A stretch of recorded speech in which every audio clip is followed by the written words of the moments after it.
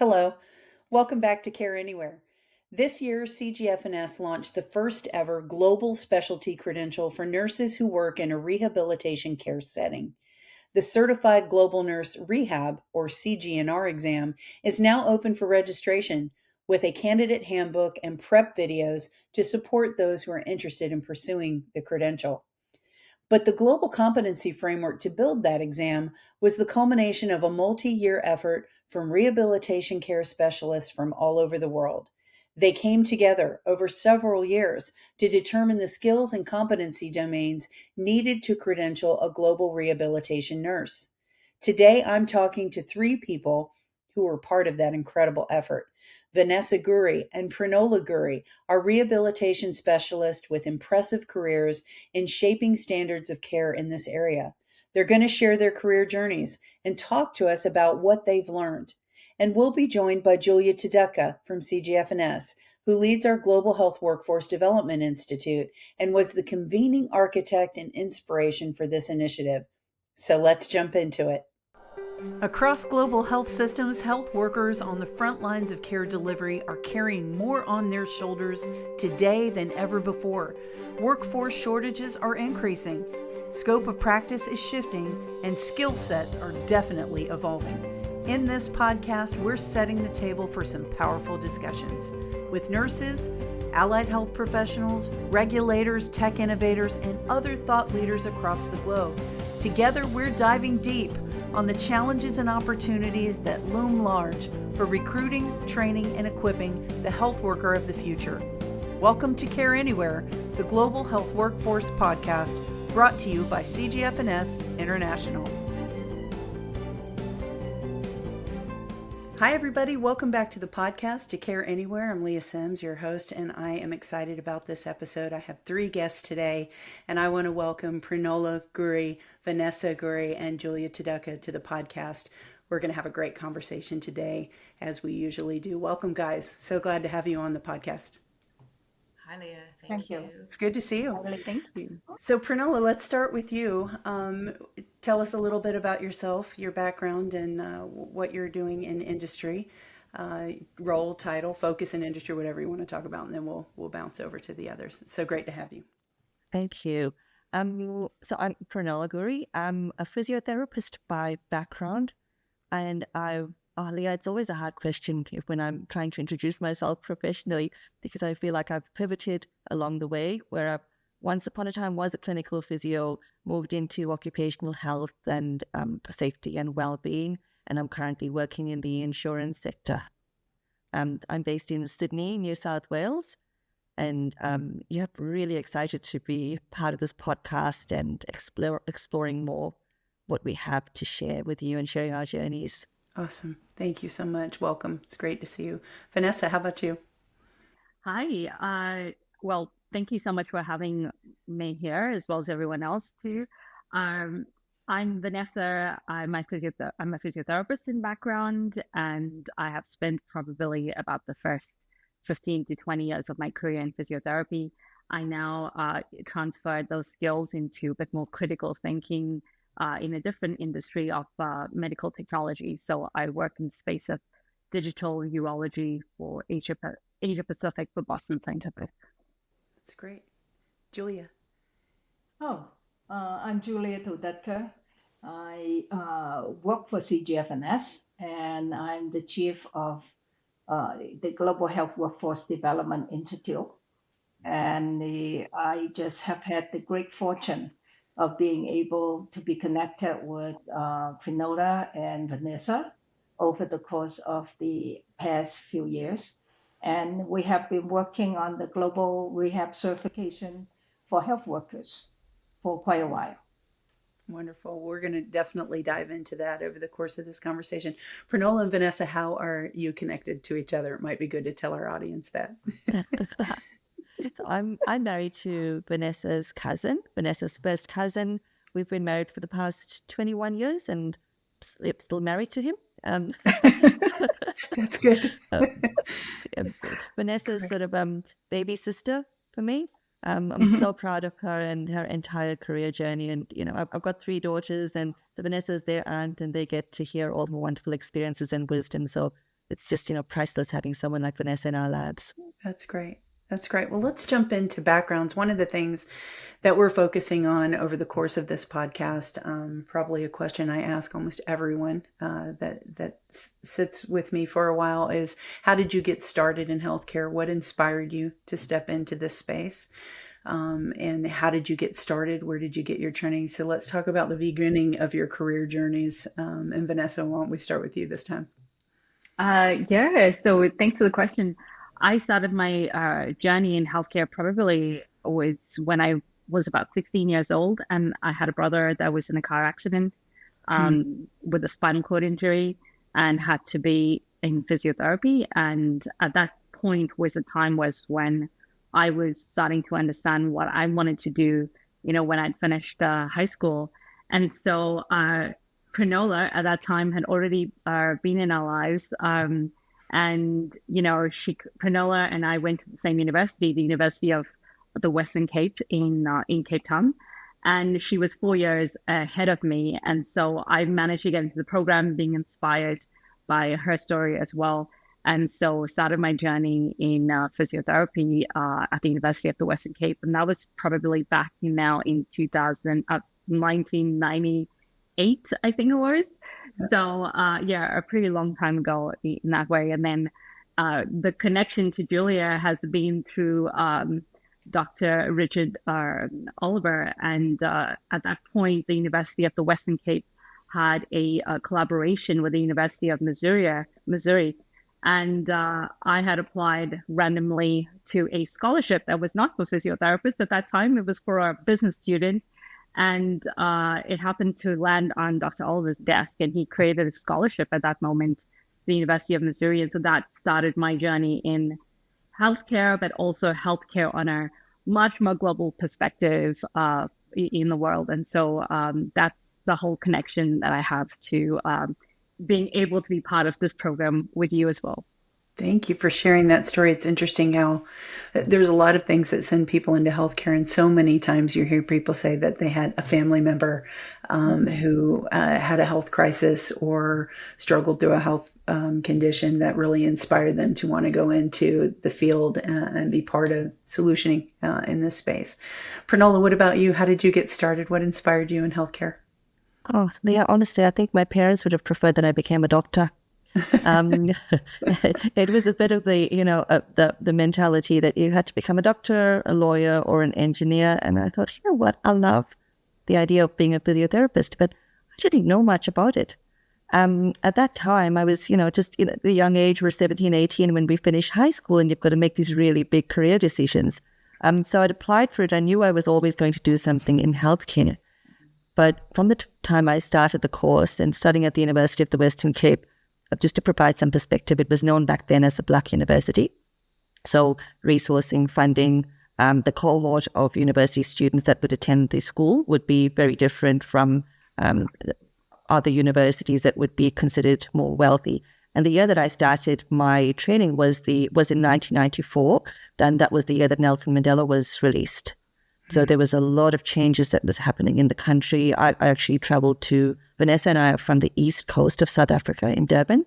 And so the University of the Western Cape is on the other side in Cape Town, so literally across the country. So parents were brave enough to send us over there to study and support us through that. And we got some scholarships via the university as well to attend, because we fitted a quota, believe it or not, being of Indian background. So there was some scholarships. They were trying to encourage people to register at that university instead of the more, the well-known ones. Not that it wasn't well-known. I think it was still emerging at that time, Vanessa. And so at that point, I think I loved it. Loved being a physiotherapist. The exposure you get to some of the work we've had to do in the practical sense, and I think we'll probably go into more of that, Leo, with some of your questions. Yeah. You see things and you can't unsee it. But at some point, I think that both Vanessa and I were similar in our line of thinking, in that we knew there was much more. So after the undergrad degree, with me, for example, I did some work in the clinical space, became an academic. So I went back to that university and I was teaching. I did a master's degree, and I was being primed to go and become a full-time academic and then pursue a PhD. But then I stopped in my tracks and thought, I'm not sure that I want to do this. And I didn't want to focus just on the physiotherapy or, that kind of health area. And eventually I came over here to Australia. That was 18 years ago. And I found occupational health and safety, which had a much more broader scope, but allowed me to apply all my knowledge as a physiotherapist. And that's where I've stayed since then, working in different spheres of that industry. Wonderful. Yeah, and I've had the good fortune of being connected to about what your transition experience moving from South Africa to Australia was like. So we can jump into that for a minute. Julia, you've educated me a great deal this year about the global need for rehabilitative care and the steps that we're taking as an organization, and certainly in partnership with great people like Prinola and Vanessa to create frameworks and credentials and pathways for health workers to pursue careers in this space, and then also to address really what is a critical global need for workers, nurses and other health workers in this field. So I'd love to jump in on that, not to jump us too far ahead, because I want to know other things about your careers too.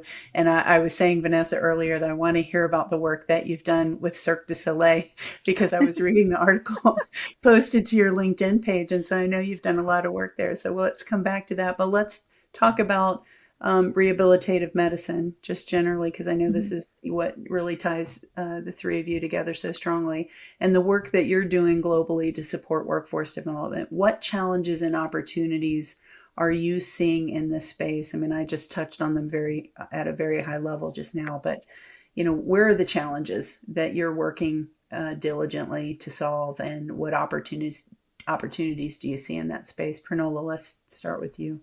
Your thoughts on that?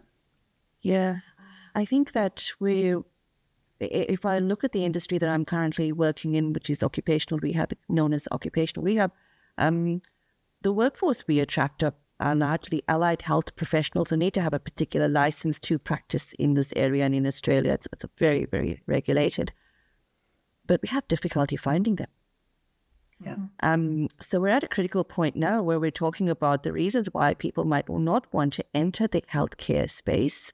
Or are they perhaps there, and are there too many barriers to entering this particular country to have a career? So we know that Australia is a very attractive place for people to migrate to, but it's an incredibly difficult journey to get in and then to actually work as a licensed practitioner. And we have lots of people who might come in and go, it's too hard, I'm not going to sit these exams that are super expensive. I've got to come here and I've got to prove myself. I understand it's the regulation. I do need to do that. That's a non-negotiable. But if it's too hard for me, the alternative is I will retrain into a non-related area that has got nothing to do with health, and we're losing a lot of people. You'll be underemployed and not working at the top of that skill level or licensure. What was your experience moving into Australia from South Africa, and how difficult that might have been, the sort of gateways you have to go through to do that? So Lea, I feel I was really fortunate. My parents had moved here much longer prior to when I had actually moved here myself. So I was still a student. I was starting my third year of university, and they had decided they were going to emigrate. So my dad had already done some research into what would it take for me to be registered here. And in 1999, so just 2 years after I qualified as a physio, he started making some inquiries with the regulatory boards in Australia, and we had to jump through a number of loops, which was understandable because they were trying to justify the qualifications, the framework, the modules, the units, everything that I had to go through to get the degree, and measure that up against the standards in Australia.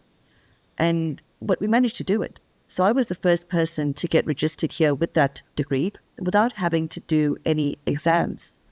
Wow. So that's why I was really fortunate at that time. And then a few years later, they changed it, where they said you had to sit these practical and theory exams and an English proficiency test in order to then be eligible for registration. Yeah. Those are some of the same gateways that exist today. You mentioned barriers at the front end of that. is it the regulatory barriers? What other barriers do you think are keeping people from entering this profession or moving into high need areas to work in rehab and physiotherapy? I think that the world is just becoming such, it's just changing so much. The reasons that I might have had at the beginning of my career for becoming a physiotherapist and wanting to do the best that I can in this healthcare space, if I look at the younger generation coming through now, I don't believe that people are necessarily aligned with those same values and those same needs. And Right. that's something that I think we really need to put on the table and go, this is the truth. There are so many other attractive areas. There are areas that might, financially be more rewarding. Right. You might not have to have front patient face-to-face care. You've got remote offerings, and it's something that we really need to be aware of. It's So, interesting you say that about values, because I think we see the same thing with volunteerism being down, and it might that, be tied to a different way of thinking, or the value of service, stepping oh, into areas, roles, and occupations that are traditionally service focused, not yeah. necessarily entrepreneurial, although there are plenty of pathways. So that's probably something we could talk about for a while. Vanessa, your thoughts on that? Yeah, I think, to both Prinola and Julia's point, Julia, I love your story in that you stand on some very powerful shoulders, and thank you to all the women that have come before us and all of the great role models, that we've had before us that have created a pathway and that we can continue to do what we're doing, right? Like yourself.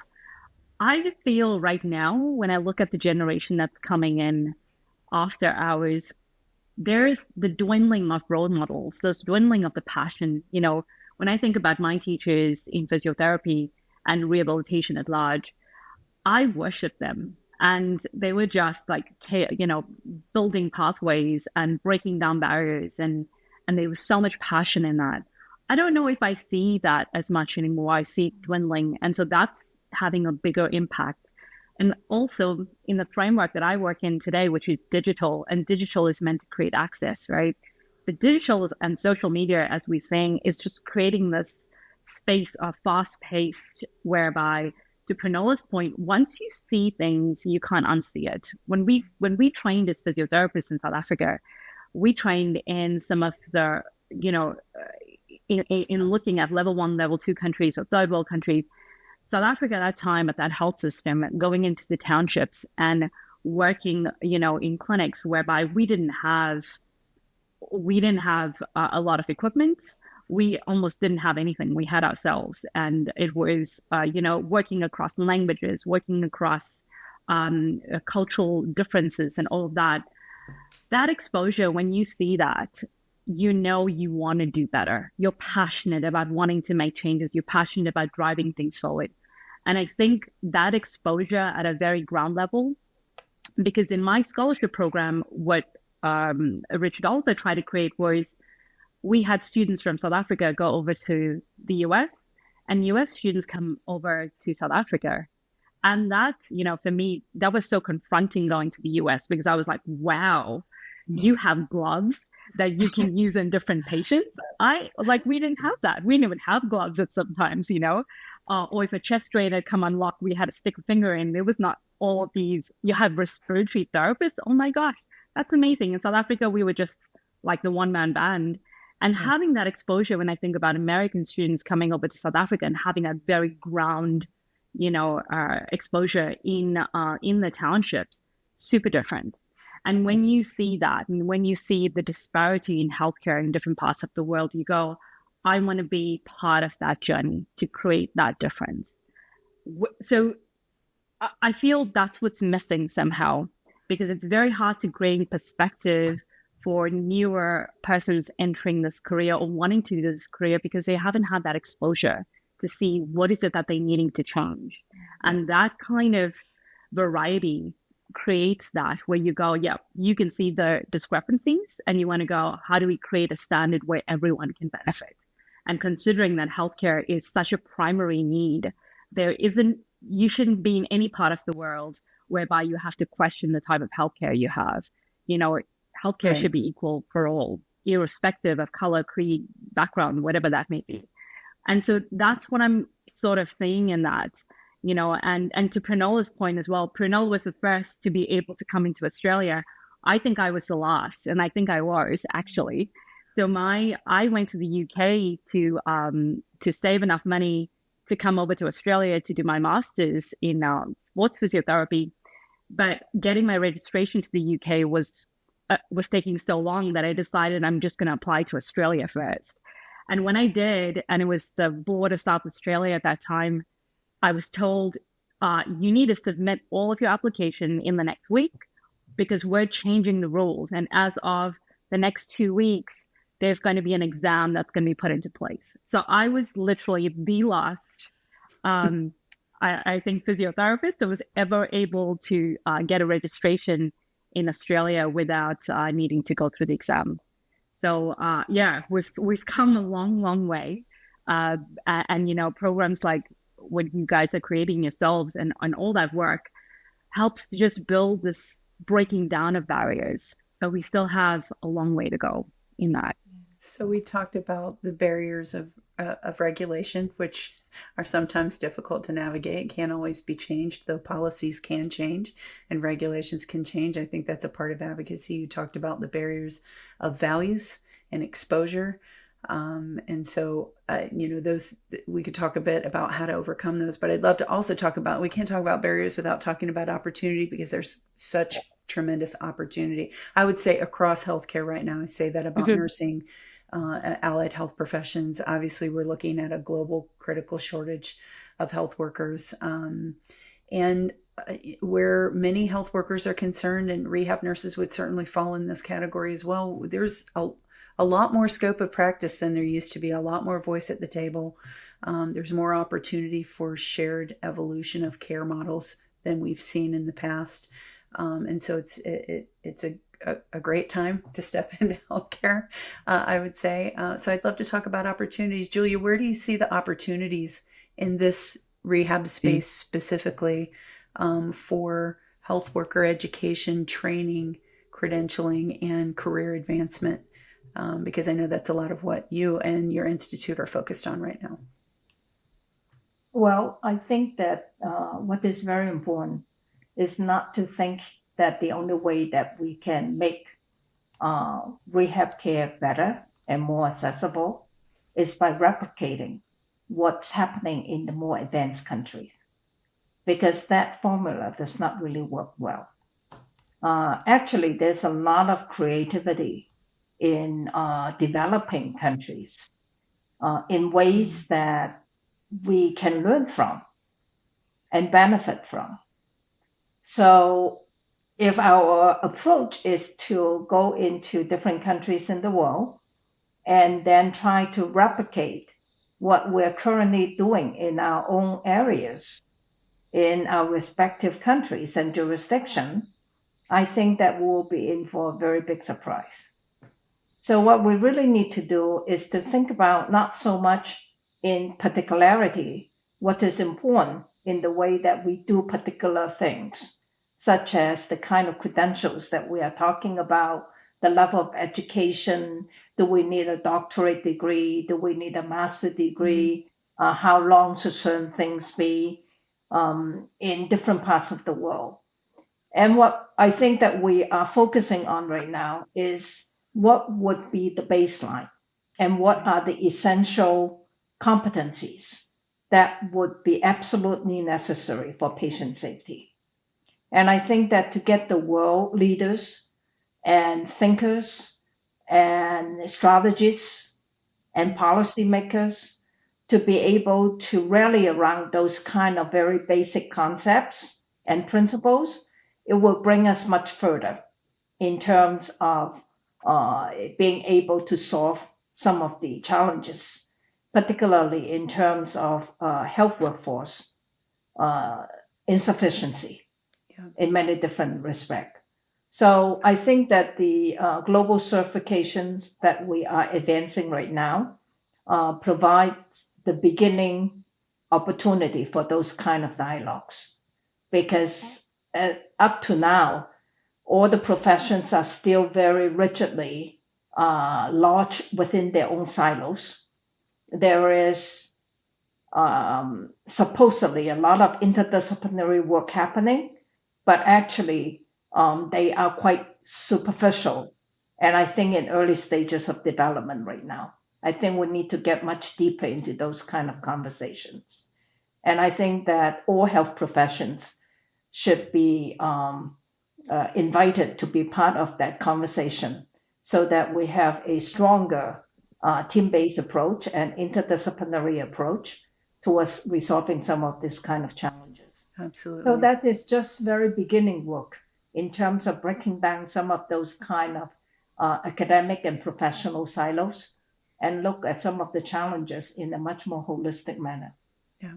What I heard you say in there is that sometimes, probably more often than we realize, that we let great get in the way of good, and that there's a sort of top-down rigidity and hyper-regulation of things that stifles innovation, and it stifles innovative solutioning, which I think is what you guys are really focusing on. As you said, there's not a one-size-fits-all, and trying to make what might be working in one health system or one area of the world not work for another. So kudos to all of you, because I think that's where we're going to kick open doors and see people come across borders and really collaborate. Any other thoughts on opportunities? I know we talked a bit about barriers, Prinola or Vanessa. Where do you see the opportunities in this space, and what you might be focused on in your own jobs? I think for myself, I see it in this collaboration between what was a very secular and individual profession, and to Julia's point is now we have a lot more stakeholders at the table, and some of those stakeholders, and even considering that now a lot of my work is in the digital framework, that access to care, because we now can go far and wide in a digital space, and what we can do with that, which is a lot more, it could be a negative, but it's actually a lot more of a positive if we have guidelines and we have standards and practices in place that allow us to utilize that to benefit.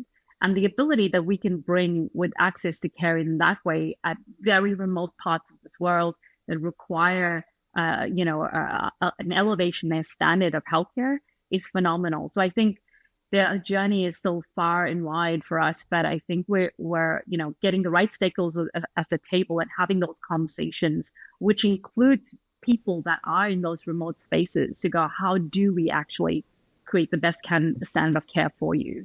I think that's a pathway forward.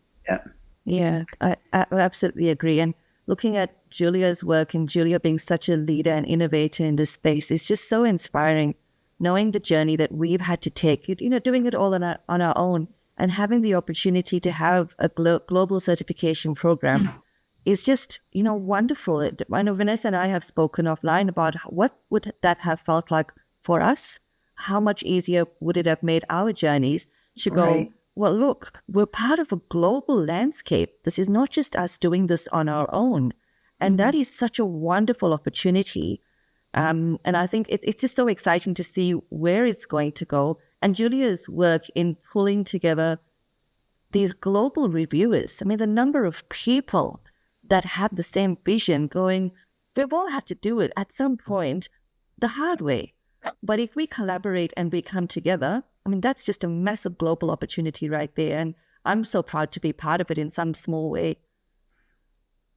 It's wonderful. So Julia, let's talk about that for a minute, because I don't know how many people listening to our podcast don't know yet that we have this exam, because we've been talking about it a lot, probably on every episode. But I'd love for you to give a little more information about how you convened this group, because just pulling together a group of global experts to initiate something like this is an undertaking. So can you talk about how you did that, and how many people you've worked with, and what the outcome of that has been? Well, I mean, we started with a few people, believe it or not, a few, really, in 2018. And then we gradually built the network Some people join in 2019, some join in 2020, and every year we add people to it. And it is really so refreshing that it has never gone old, that people continually to want to be part of it. And as of now, we have about 200 volunteers. And they are all subject matter experts with tons of degrees and important appointments and a lot of work experience in many different sectors and in very different terrains. And that's something that we also pay a lot of attention to.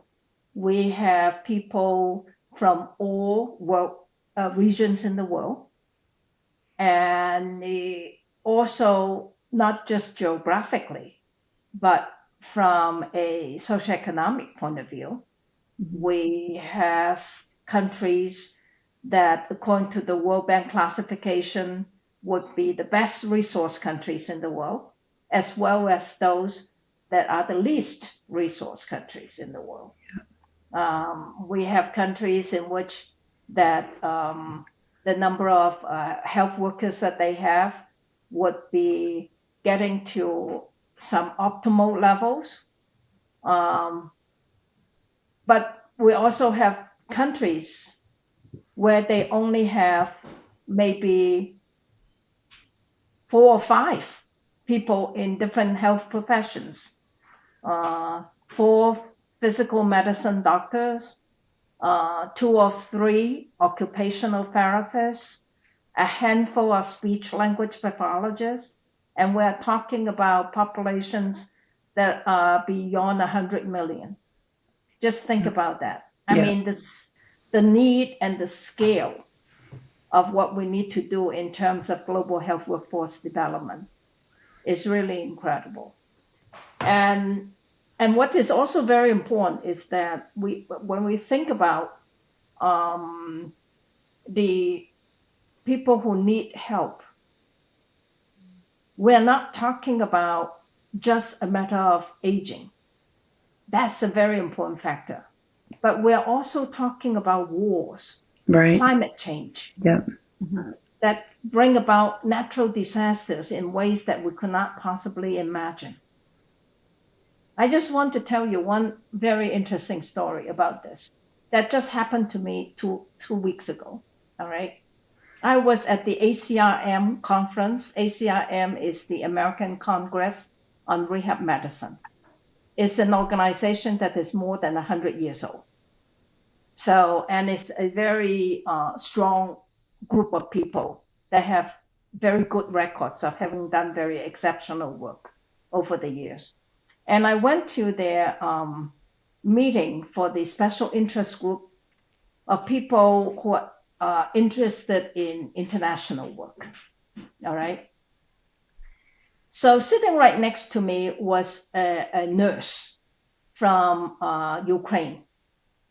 And she was talking about the fact that they had to evacuate all their rehab hospitals because the patients inside the hospitals could not be evacuated if they wait until bombing comes or special invasion from different, directions and all those. So they had to have all these people out of those hospitals and facilities. And countries from Europe have been offering them beds to host all those people.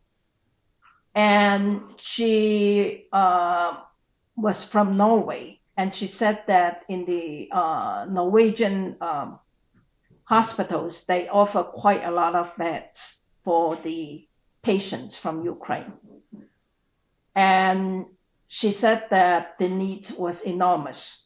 And so did some other countries, like Sweden offer beds, Germany offer, and all those.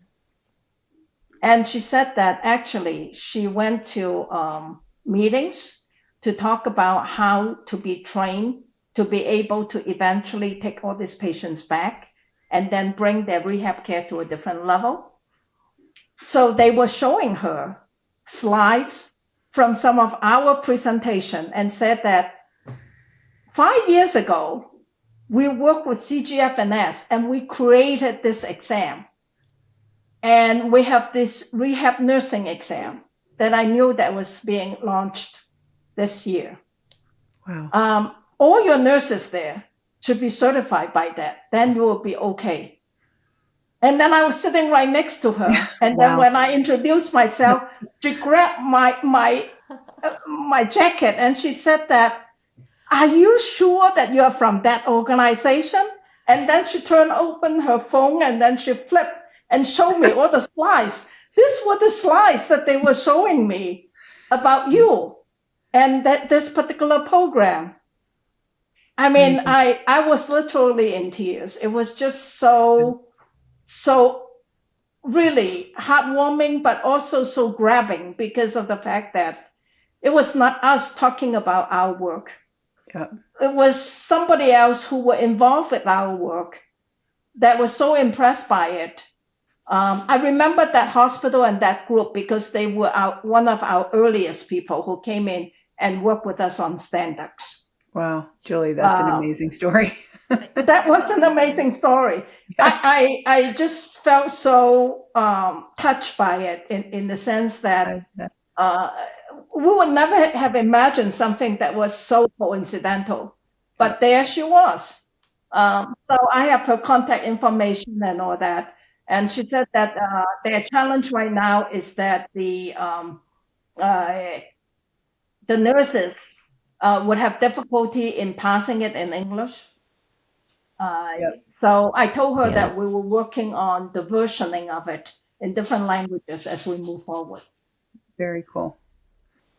Right. So for our audience that doesn't know, we're going to be launching 2 more credentials in 2025 for rehabilitative care for health worker and health worker advanced. So Right. we launched the nursing exam this year, and we'll be launching 2 more next year. So there's a lot more to come. I just wanted to make sure everyone knew what you were referring to there, Julia, that's listening in. But yeah, you guys are continuing that great work on those competency frameworks and the item writing that's going into those exams and the review of everything. Like, it's an amazing process that starts with that convening that you talked about earlier, just bringing the right people together. It was a handful of people. Yes. And now 200. That was in my 2 hands. Yes. Now we have 200 Yes. people from 46 countries. Yeah. And then the work of the perspective of all of those people coming together to say, how do we build a competency framework for a globally credentialed worker that's not specific to one health system's regulations or scope standards of practice, but we need to figure out what is the common ground of what we consider to be minimally necessary to perform this job, no matter where you took this scale in the world, right? And that's quite an undertaking because that's a synthesis, I would imagine, Julia, of the perspectives of many nations that have been looking at these issues and figuring out how to train and educate and credential and standardize those things. So I have to say, how much admiration I have for the work that you've done to get where you are and all of the people that have been working with you. It's a tremendous outcome, which we are all proud of. Actually, the methodology that's involved, it is what is so special about it, and I really look forward to being able to write about those things in a much more comprehensive manner, so that we'll be able to share that knowledge as to how we have gone about doing it, and then on the basis of the rehab exam, the 3 of them. We have learned so much that we are using it to reinvent the qualifying exam that we are using for first level general nurse across the world. That's amazing. And I think that is really also a very humbling experience. And we plan to launch that in the 4th quarter of 2025. I actually think that we're going to be ahead of schedule here. Fingers crossed. Yes. Yes. Absolutely. So Prinola, where do you see the value of credentialing? Where do you see credentialing really having an impact on the workforce shortage and maybe the career pathways now that will be enabled and empowered by this global credential, what do you think the impact will be? What difference will it make? Yeah. Was that a question for me, Lea? Yeah, for you. Yeah. Yeah. Oh, look, I just think there's so much we can do with it. And I think that the challenge that we're going to have is like the regulatory spaces that I was talking about, where you need to have the license, you need to have the local license. And that would be getting you jobs in private practices, in hospitals, probably in teaching institutions in the area that I work in, where I have to employ people who have to have the registration. I have a license. My company has a license that says you get the license because you make a commitment to only employ people with these specific registrations. Already, that's such a closed area. Yeah. But I think that the opportunity to work in a much more broader space and in the community health space, at more of the grassroots level, in our aged care facilities, I think that there would be opportunity. I mean, those are very highly regulated as well. But I think it starts a huge conversation, understanding that, look, there are countries who are having the shortage, this workforce shortage. Australia has a skills shortage list, and you'll see healthcare workers right up there. Yeah. Right? Yeah. So how do we, or why could we not use the opportunity that you are providing to help fast track that workforce?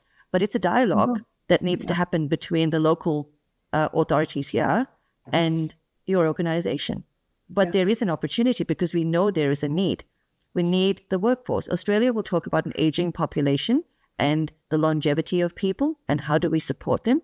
How do we keep people living independently in their communities? And there are no answers yet. We know that it's a problem. The problem statement is there. It's been there for a while. We can see that there's so many health initiatives supporting people to live healthier. But who's there to look after them?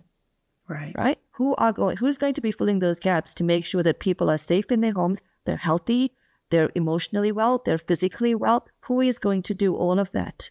Yeah. So I'm really excited about where it could go. And I'm really hopeful that there are going to be the powers that be in this country that are going to be open to the conversations. And people like Vanessa and I are here to help make that happen if that's what we need to do. Because it's just critical at this point. We could probably spend some time talking about the investment that governments need to make in funding that care for their citizens. And workforce development investment is pretty critical globally, but there's certainly no more so in this area when you do consider, aside from climate change and war climate that does impact this area of health as well, but just aging alone is going to be a critical challenge for a lot of nations when it comes to care. So I think you've touched on something important there, Prinola, but I would imagine it would be difficult to happen without some investment at a government level and probably policy change as well, which we could talk about. Yeah. Vanessa, I know we lost you there for a minute, so I'm glad you're back. But I wanted to ask you your thoughts about the work that you've been doing with Julia and Prinola and the rest of the folks who've been working on the global certification, rehab certification exams. We talked about nursing, which was launched this year. Health worker credential and exam will be launched in 2025. What difference and impact do you think that's going to make, and what has you passionate about that project in particular? Oh, how phenomenal. I think I was one of the earlier recruiters from Julia back in I think it was 2018 or 2019 when I started being on the review process. So I realized how, oh my gosh, to be something of such a foundation at that point where I think we were just a handful of reviewers at that time, and to just think of where it is right now with, over 100 reviews that you have, having had my own journey where I've worked in, I cannot even count how many countries I've worked as a physiotherapist. And yes, being part of Cirque du Soleil, you do get to travel and you do get to work across phenomenal amount of, I think we've done practically more than 70 countries, where I also had first access as to what it was like to be in those medical systems when I was with athletes in those countries in a different way.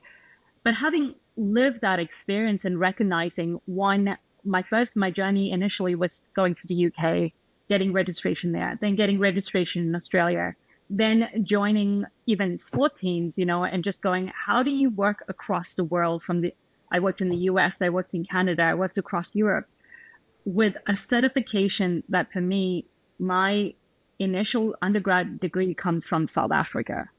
How do we create and allow for us as being able to amplify these credentialing such that it's accessible to all in all countries? I know my journey and the hoops that I had to go through between immigration and passports. That's one thing, but there's the other part of going, how do you actually practice healthcare in all these countries, and how do you create it such that people think you're reputable?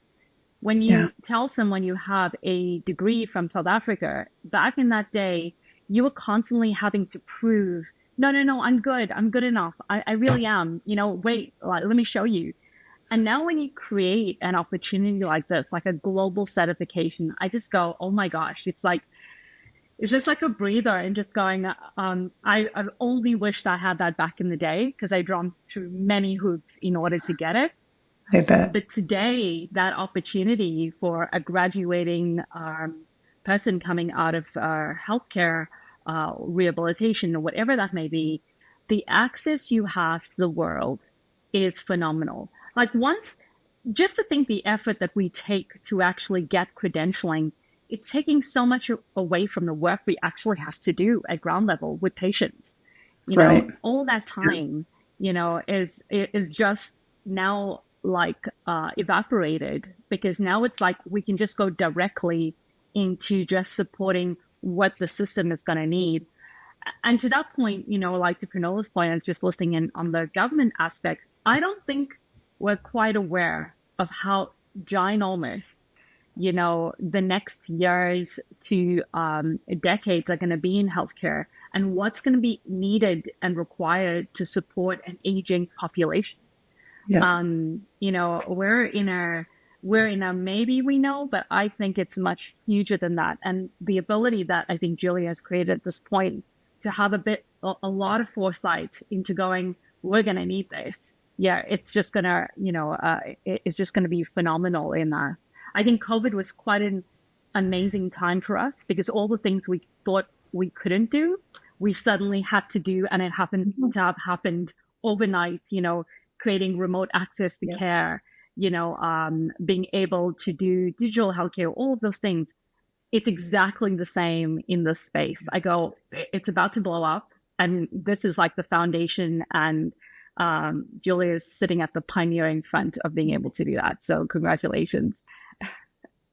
Yeah, we didn't even dive in on technology, and we've come to the end of our time, so we won't be able to jump into that today, but certainly we could talk a lot about what has happened with the acceleration of telehealth and remote monitoring and artificial intelligence, and the way those things are going to really impact care delivery and open up new hybrid models of care. So there's probably a conversation to be had there, and where you're seeing technology impact specifically in rehab, and what virtual rehab can do as well to address some of these low access, high need areas of the world. Thank you guys so much for being here. Your stories are so inspiring. Julia, thank you as always for shepherding us through this subject matter and being such a great leader and model. Prinola and Vanessa, thank you for joining us today. Love hearing your stories. We're certainly appreciative of the partnership you've had with CGFNS and our team to develop these credentials and exams. I think we're going to see some big impact in short order. So thank you guys for being here. Really appreciate having you today. Thanks for coming. Well, thank you. All right, everybody. Thank you for this episode. We'll see you back next time on Care Anywhere, the Global Health Workforce podcast, brought to you by CGFNS International. That's it for this episode of Care Anywhere. Thanks for joining us. We hope you'll tune in for future episodes where we will continue these powerful discussions about our global health workforce. If you missed any episodes, you can find them at cgfns.org/podcast, or by subscribing to our channel on your favorite podcast platform. Just look for our podcast logo or search for Care Anywhere to find us. Thanks again, and we'll see you next time.